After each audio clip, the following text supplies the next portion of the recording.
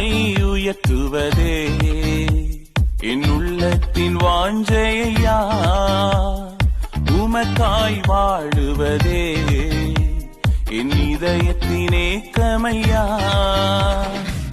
நீ செய்த நன்மைகளாயிரம் அது எண்ணி எண்ணி பாடுவே.